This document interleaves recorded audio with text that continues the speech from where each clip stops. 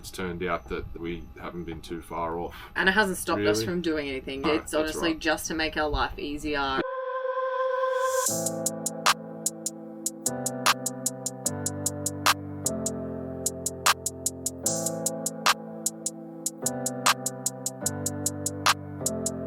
So the car's a 2022 Silverado 2500HD, American truck.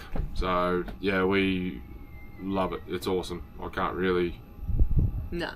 say anything too bad about it. I mean, all cars come with their hiccups and things like that. We haven't had any dramas that's really put us too much out of harm or in harm.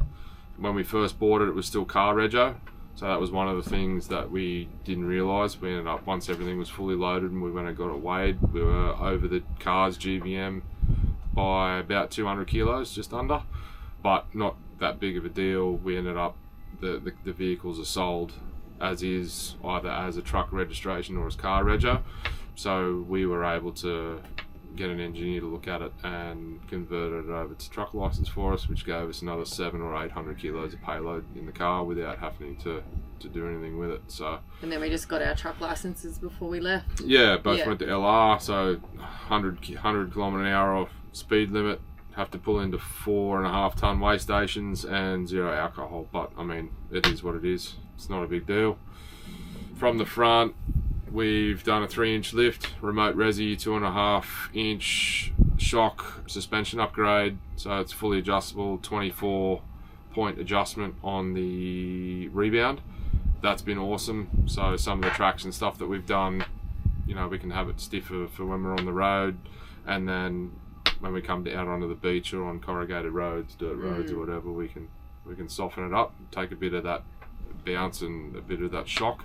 And that's something we added on the road too. We left with the car pretty stock, and then it wasn't until we got to Queensland that we were like, actually, maybe that's something worth looking into. Yeah, So, especially because we were about to go on the beach and we didn't know how the car was going to handle on the sand with the weight of the van on as well. The car isn't light to begin with, Yeah. so, and then the van being 4 ton isn't light either. tends to sink. Yeah.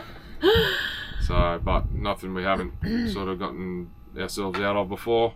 While we've been on the road too, we've done a BushWraps.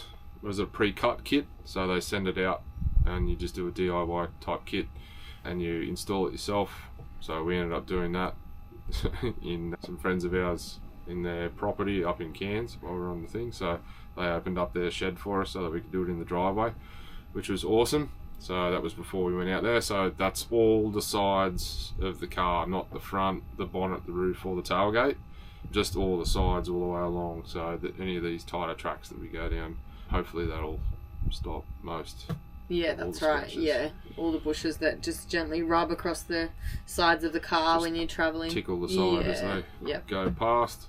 The other thing that we've recently added in the rear, as well as a suspension upgrade, is the airbags. So we've got Boss airbags in the back, just the double bellow, not the triples. So we fitted those in earlier in the year up in Darwin, just to take a little bit of the sag out of the back, because there's a bit of weight in the back. Just because we're so heavy. Yeah, so we've got 200 and something kilos worth of stuff in the back, plus then 200 kilos of water when the bladder's full, plus 390 kilos of ball weight, roughly 380 kilos of ball weight. Yeah, didn't sag down a lot. It was just enough just to pop it back up that little bit. The other thing on the back is we also put a Trifold hard cover on. So this is the second cover that we had. We had a manual roll cover first, and that didn't last As soon as we got to the Northern Territory, Very the long. heat up there, just the glue separated. delaminated it. Yeah, and it just fell apart. So now we've just got a Genuine GMSV Yeah. Trifold one. So and it's been much better. yeah, it's been really good. So in the back, we've got, at the very back, we've got a stone stomper on the very back, which is really good. Stops all the rocks. We didn't have that on the first go around. We did that last Christmas when we docked home.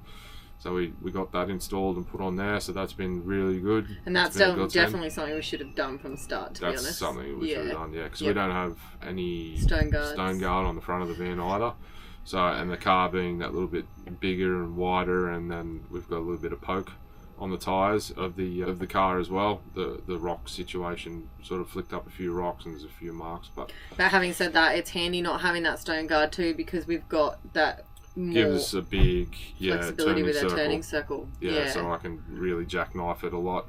I mean, the car's got all that in it too, which is another point. So that the amount of, I'll show you when we get in the inside. I've got a clip there of the inside, but on the back also we've got the Gen Y hitch as well, which is a torsion hitch, so it takes a little bit of the shock out of the back of the car as well when you load it up. So it's got the 4.5 ton DO45 pin on there. So inside, one of the things that sold us for us with this car also was the tech. I mean, over in the US where they've got these things everywhere, they're just purely for just toe picked. They're just designed just to tow. That's right. They're awesome. I mean, we've got electric what do you call them? Air brakes, like exhaust brakes. So any going down hills or anything like that, any steep descents, the exhaust brakes will come in. 2022 Chevy, and our brake pads are still at 98%. Haven't been replaced. Yeah, 50,000 Ks. So exhaust brakes on there. We've got power for days. So going up the hills isn't an issue. Enough to get you out of any sort of situations where you've got to try and get out of that. It's got an actual tow mode, which I believe it changes over one of your dash clusters from the battery charge over to your trans cooler, so you can see your trans temps and everything like that to keep an eye on all that. And it also holds your gears a bit longer too, so you're not constantly changing through gears up, down, up, down, up, down. It's got 315,000 cameras on the bloody thing. I think we've got 12 different views that we can look at to make sure that I can see down the side when we're blinkering. I can see the front of the caravan. I can see at the back of the caravan. There's an adapter that you can put inside the caravan for people that use horse floats and they want to keep an eye on their horses.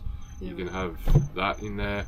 And we've just got the safety Dave installed in the we just use car, the safety Dave on the but rear. we can. There's another way of doing that, isn't there? There's a GMSV camera that you can install on the back of your caravan, so it all automatically comes up on the screen on the dash in the car. You so don't need that extra camera screen. That's right. Suction on to the window. On the window, So which you can get, but I mean that's you're buying the camera and then you're putting it on your van, so you got to put it onto your van temporarily because you don't want to sell that. Because the next person that buys your van isn't necessarily going to have the GMSV, a Silverado or whatever it is for that camera. The other thing we've got is what else has the thing got? Oh, it's got the big tow mirrors already built in, so you just extend them out and out they go. You've got to be careful. Cyclists sort of tend to nearly take their head off with those things that come out. It's a high. And we put a UHF radio in there, so we've got that in there. The car seat covers. Special PB, whatever they are, the plastic. Yeah, the bucket floor mats. Yeah, that's the one, to try and protect it, just to keep it as clean and whatever underneath all of that. Although we don't get to sit on leather. No, first nice car we've got, and I've got to cover it up with seat covers, but that's alright. What else? Yeah, so we put the UHF on there. We got UHF just on the dash, and the whip we've put on it's on a bonnet mount, so just on the front. So typically we just run the shorty. When we go a bit more so when we head home we might put the longer one on, but for now the shorter one's been fine. Must have when you travel. You gotta have, but like when you have it, you also got to turn it on. So we found that a lot of people travel around, they don't even use it, so you're trying to contact people to get round, or something's wrong with their van, or they've left the hatch open, or whatever it may be, and you're trying to contact them and no one's on there. You're trying to alert them of kangaroos, dead, whatever on the road or on the side of the road, or crash, whatever it may be. So yeah. And then in the back, what have we got in the back? We've got the fridge and freezer in the back. Fridge, freezer, Waeco 95 so before we left we didn't have we've got an iTech sort of portable power pack. So it's got a 2000 watt inverter in that built in, and then all the 12 volt gear that you need and a couple of power points for when you use the inverter. So we just run the 12 volt for the fridge most of the time, and then we have a 300 watt iTech solar blanket. Not a big fan in our opinion of the solar blanket. We've had a couple now and they just don't seem to be working how we hoped, but we'll sort that out with them ourselves. And the 200 litre water bladder that we've got, that's what gets us out of trouble. Gets us out of trouble. In the back, we've also got a couple of jerries, you'll see, so that we've got an extra water. So on the back of the van, we've got usually, like I said, one water, one fuel, and then in the back of the ute, we'll have another water and another fuel. And then we also, because it's an American truck, we've got to have AdBlue. Yeah, which is probably something we don't like about So, yeah, I mean, there's ways of getting around that, but it's also... It's just another thing to carry, but yeah. It is a bit of a pain. It's not too bad. I mean, for the size that we are, we're always driving around and looking for the high flow for the diesel anyway, which you're always looking for the truck spots. Or the truck spots. And wherever the truck spots are, the truckies need AdBlue too. For us, we haven't really ever got stuck. I think there was only one spot coming up the middle where we had to buy it pre-packaged from the servo, and it was as dear as poison. Yeah. But otherwise, we've been pretty prepared, and it was early days then. I think we've learnt our lesson now, and we know... We didn't have a 20-litre jerry. No, we didn't then, no. And we just thought you could get it everywhere, but you kind of, you get to learn where you can and where you can't, and when you need to carry it. Yeah, that's right. Yeah, so, and the fridge and freezer, that's something, like, we couldn't live without that. The battery to run it, the solar panel, like, it was, they're all things that keep us off grid longer. The water bladder, they're all things that we would definitely suffer if we didn't have. Yeah, absolutely. Another thing that probably surprised us was sometimes getting parts for the service. Yeah, so everyone, the stigma around it's hard to get parts in for an American truck, and you know who's going to do services on it. We haven't had too many dramas. We recently had our first drama with it up in Darwin, but they didn't have an air filter. Have the parts that we needed to do the full service. We had the parts, but there was a bit of miscommunication there between us and them. We didn't realise that they didn't have the parts until they gave us the car back, but I ended up putting the parts in anyway, so it wasn't a big deal. But then we've discovered how to order them ourselves. That's and right. We'll just have a spare of each, turn up to the service, and we'll just, there it all is. Can you just do the service? Yeah, the service will be for the labour component. Yeah. We've already covered the cost for the parts. Yeah, that's right. So gets us out of that pickle. But it's no different to a few of the other brands too. We've heard, it's just the way of the world at the moment. Right. Parts in general are a bit harder to get into the country for whatever reason. So yeah, I think that's... Yeah, I think the only other thing that we probably didn't know before we left would be how much we would use a train canopy setup. Yeah. We were like, we prefer the ute look. It'll be ample amount of storage. Lighter. Yeah, that's right. Beneficial in more ways than one. But now that we're on the road full time, it's kind of, we could really use that canopy. But yeah, all in due time, right? Yeah. Just give us that little bit extra room, and just a bit more practical, not right. So sort of thrown in. Yeah, we'd be able to sort of put a spot in there for our dog so we can bring it with us maybe. Yeah. We can sort that anyway. But yeah, just another luxury. That's right. The way it is at the moment is, like we said earlier, we left thinking that we were hoping that we had the bare minimum for everything, and they were all the essentials to get us going. Anything else from that point was a luxury, and it's turned out that we haven't been too far off. That's right, and it hasn't stopped us from doing anything. It's honestly just to make our life easier. Yeah, that's right. Yeah. So basically it is a Wildtrail Reddell, a Wildtrail Caravan, Reddell, full off-grid off-road caravan, 21'6", triple bunk, 2023, I think February 2023 built. We have on the front drawbar, we have upgraded all the chains and the DO45. Originally had a DO35 at the front, 3.5 ton chains. We've now got 4.5 ton chains and DO45. Standard sort of handbrake and brake controller. We've got a Boss jockey wheel. We've upgraded the toolbox on the front. So the toolboxes, we've increased the size of it to encapsulate or have a section purely for the gas bottles. In the middle, Yeah, in the middle, just so that we didn't have the gas bottles out in the elements getting flicked up by rocks and dirt and sand and sun and wind and rain and all the rest of it. Personally, we just felt like it looked better. It was just neat and tidy, tucked away. No hoses, everything's hidden, tucked away, regulators, everything's out of the way. Yeah. Genie slide on one side, which we don't have a genie, but it's just storage. The other side, passenger side, is the Weber Q barbecue slide. Behind that, we've got just a standard tunnel boot. On the front also, before we go too far, we have the kids bike rack. We've got a GripSport 4 bike rack on there. That was something we fitted after. Yeah. But yeah, we'd be lost without. It's been really good. Yeah, it has been good. Earlier last year, we went to Uluru and we did the ride around Uluru, and yeah, the bikes come in perfect. So that was great. 18-foot awning, I think. So it's quite a big awning for the size of the van. Almost full length. Almost full length. So we've added the anti-flap kit and the water rafters on there. So that was something that we put on. We snapped the first awning after 2 weeks of being on the road due to rain.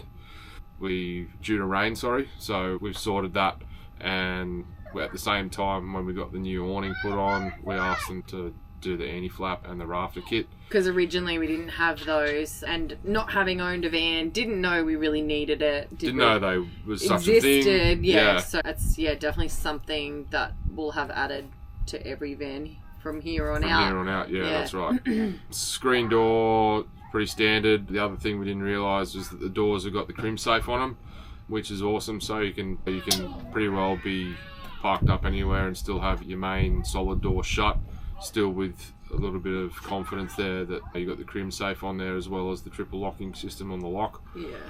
Toilet cassette door is on the awning side, so we've put a SOG on. So before we left, we purchased it after we bought the van, but before we left, we just installed the SOG. Didn't know if it was going to be worth it, if it was any good, how it was going to work. Just heard all good reviews, so... Heard that it helped, so that's been really good. We've got 3 toilet cassettes too. And that's something that keeps us off-grid for longer. We'd be lost if we didn't have those 3 toilet cassettes. Yeah, absolutely. Chassis is a 6-inch chassis with a 6-inch razor, so that gets that off-road, gets the height that we need.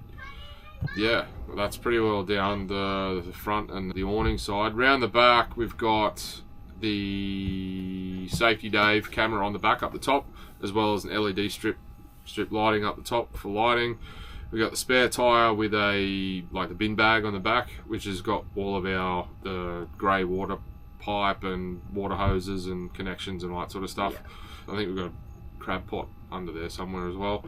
We put the 2 jerry cans on the back, so typically we run, depending on where we are, we'll run 1 fuel, 1 water. Sometimes if we don't necessarily need the water as much, we'll run both fuels if we're going remote and don't know what the fuel's going to be like. We saw a hack where you strap all smalls onto the rear bar of the caravan, so that's where we typically, wherever we are fishing or something like that, we'll have the fishing rods ready to go out the back standing up, ready to go. Kids can grab them and just go for a flick. Yeah, so that's all pretty easy and pretty good. That's the back of the van really, and then the driver's side of the van's pretty standard. So we've got the triple bunk windows, the 2 vents for the 274 litre fridge, which we'll show you when we go inside. We've got a Swift, I think it's a Swift hot water system, so it's gas and electric. So most of the time we use gas. It's only if we need to be in a caravan park and we're on power, we'll use the electric, but most of the time it's gas, so that's all fine. We've got 2 filler points there, although we've got 4 water tanks, so we've got 3 95 litre tanks and 1 100 litre tank. So that's all distributed through those 2 fillers, but we don't actually fill through those 2 fillers. I've made little connections so that it's like a garden hose connection, and then we just fill up from the bottom, so it pushes all the air out as we fill up from there. And then there's no chances of accidentally forgetting to put your cap on and putting it on your wheel and then driving off and running over. Yeah, because we've done that once. So we wouldn't do that again. No, we've learned that lesson. Underneath, Yeah, I was just going to say, and the only thing that we would probably do differently and that we miss is the airbags. Isn't it on the outside? Yeah, the airbag suspension and the disc brakes. I've never towed with disc brakes before, so I don't know what that side of things is like, but the airbag suspension is something that we call it a bit of a fancy, like we said earlier, luxury type thing, or not. But yeah, it's just it makes things a bit easier pulling up the camp So just means we don't have to pull out the ramps and the left. Yeah, it's that's just right. sort of all in one quick. And even leaving, you got to nudge forward, nudge back, get that ramp out, get the chock out, go forward, and then tomorrow's running around getting all the ramps from all the sorts of stuff while I'm moving back and forth to take the pressure off the ramps and get off them and whatever. So just to be able to air up or air down, whatever it is, and get going would be a lot easier. Yeah, and the need to not necessarily use water fillers like water cap fillers for the water tanks anymore. Just run a longer breather hose somewhere a bit higher, and we'll just fill from the mains water inlet. Apparently there's a few things going around lately where it's all valved off that main inlet, so you can go through the mains, or you can then isolate each tank and fill those up through the same section. So that's something that we would definitely look into, because trying to get under and fill up, although it's worked fine this whole time, we just do that differently. Trying to fine tune things to make things a bit faster and a bit easier. Yeah, that's right. Really, isn't it? That's not going to use a lot of weight. It doesn't change the weight side of things. So. And then on the roof, we've got the 6 210 watt solar panels. Yes. Yeah. Yeah. So 6 210 watt solar panels, and then we've got 80 amp worth of solar chargers and 600 amp hours of battery. Yeah. So underneath the van, we've got the two. You'll see that there's the two battery boxes. So they're not actually the battery boxes anymore. When we were able to get the chassis for the build, the chassis was ready to go. So it already had the battery boxes on there, even though we were already getting the batteries put inside under the chair, under the lounge. But the batteries we've chosen, you can see they wouldn't fit in those anyway. So we just use those for chocks at the moment that go underneath the jack whenever we get somewhere.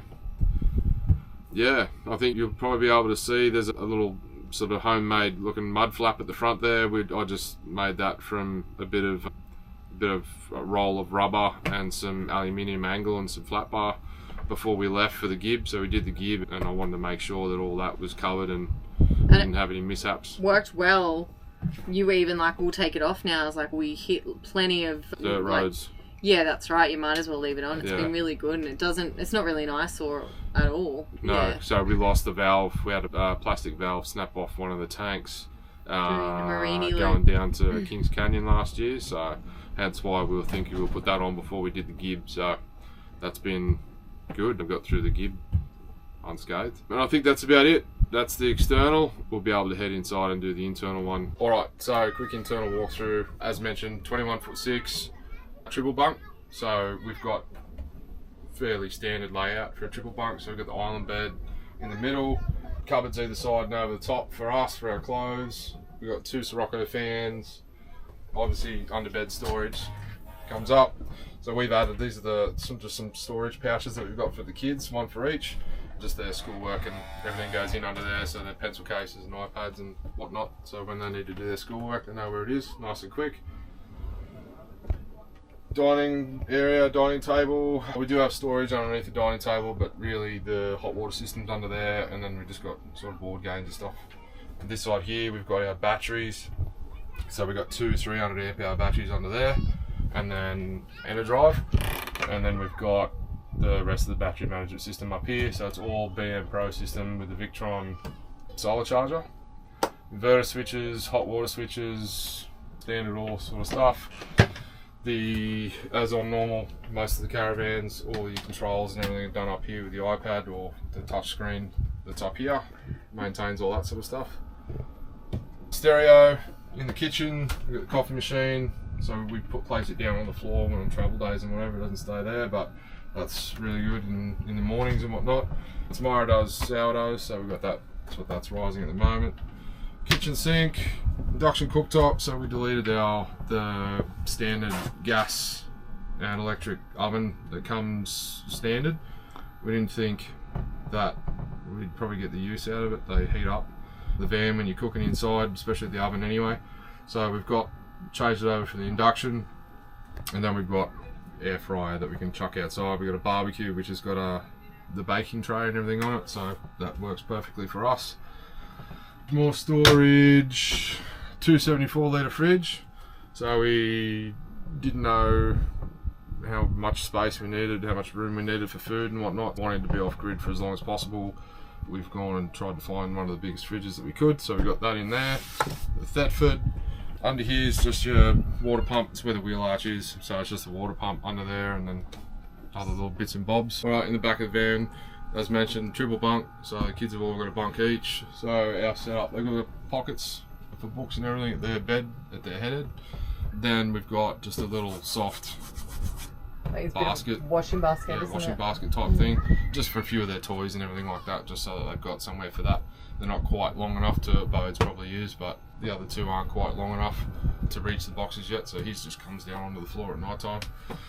Each of them have Sirocco fan each, which again pretty standard. And then on the other side, so we put the concertina door in, just separate that. We didn't put anything in between the beds and the bathroom and such, just so that we had a bit more room to get changed and whatnot.